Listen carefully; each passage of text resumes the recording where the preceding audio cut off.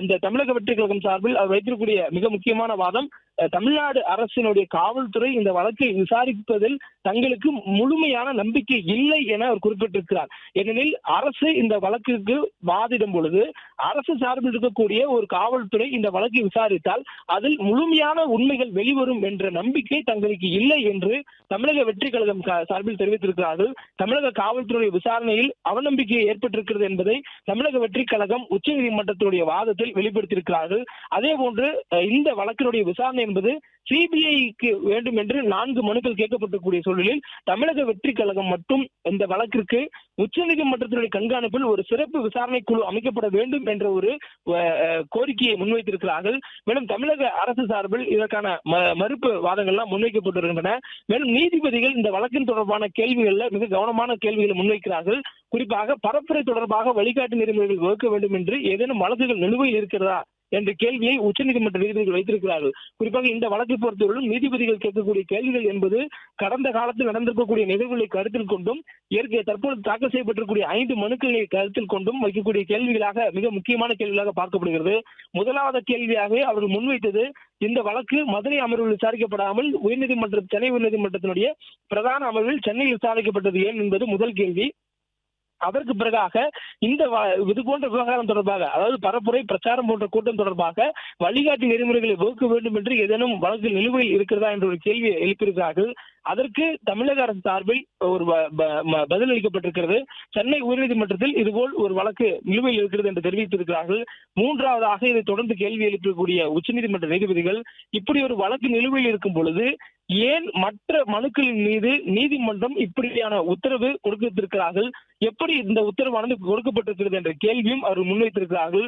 மேலும் தேர்தல் பிரச்சாரம் மேற்கொள்வது, ரோட் ஷோ நடத்துவது தொடர்பாக வழிகாட்டுதல்கள் கோரி தாக்கல் செய்யப்பட்ட மனு கிரிமினல் மனுவாக எப்படி பதியப்பட்டது என்ற கேள்வியையும் உச்சநீதிமன்ற நீதிபதிகள் முன்வைத்திருக்கிறார்கள். குறிப்பாக இந்த வழக்கை பொறுத்தவரையிலும் இது ஒரு விவகாரம் நடைபெற்று அதற்கு மீதான பிற்காலங்களில் இதுபோல் சம்பவம் நடைபெறாமல் தடுக்க வேண்டும் கேட்கப்பட்டிருக்கூடிய மனுதான். இது போன்ற பிரச்சாரம் கூட்டம் மேற்கொள்வதற்கு முன்பாக அதற்கான நிலையான வழிகாட்டு நெறிமுறைகள் கொடுக்கப்பட வேண்டும், அதனை பின்பற்றுவதை உறுதி செய்வதற்கான உறுதியான நடைமுறையை பின்பற்றுவதற்கான அறிவுறுத்தல் கொடுக்கப்பட வேண்டும் என்று ஒரு மனு தாக்கல் செய்யப்பட்டிருக்கிறது. இது போன்ற ஒரு மனுவை எப்படி கிரிமினல் மனுவாக பதியப்பட்டிருக்கிறது என்ற கேள்வியும் தற்பொழுது உச்சநீதிமன்ற நீதிபதிகள் கேட்டிருக்கிறார்கள். உச்சநீதிமன்ற நீதிபதியுடைய கேள்விகள் அனைத்துமே இந்த வழக்கு இதற்கு முன்பாக நடைபெற்ற உயர்நீதிமன்றத்துடைய வழக்கினுடைய அந்த சாராம்சங்களையும் அதே போன்று தாக்கல் செய்யப்பட்டிருக்கூடிய மனுக்களையும் கேள்வி கேட்கக்கூடிய வகையிலான கேள்வியாக அமைந்திருக்கின்றன. தொடர்ந்து இந்த வாதங்கள் நடைபெற்று வருகிறது. ஒரு வார காலமாக பல்வேறு நபர்கள் மொத்தம் 5 மனுக்களாக உச்சநீதிமன்றத்தில் தமிழக வெற்றி கழகத்தினுடைய கரூர் பிரச்சாரத்தில் கூட்ட நெரிசலில் சிக்கி 41 பேர் பலியான அந்த துயர் சம்பவம் தொடர்பான ஒரு மனுவாக தாக்கல் செய்திருக்கிறார்கள். இதற்கு இடையிலே சென்னை உயர்நீதிமன்றம் ஒரு மனு மீதாக PH தினேஷ் என சொல்லக்கூடியவர் மனு தாக்கல் செய்திருந்தார். அந்த மனுவில் விசாரித்து ஒரு சிறப்பு புலனாய்வு குழுவை அமைத்திருக்கிறார்கள். அந்த குழுவும் விசாரணை தொடங்கி இருக்கிறது. தமிழக அரசு சார்பில் இந்த சம்பவம் நடைபெற்ற பொழுது ஒரு நபர் விசாரணை ஆணையம் அமைக்கப்பட்டிருக்கிறது. அந்த குழுவும் விசாரணை மேற்கொண்டு வருகிறது.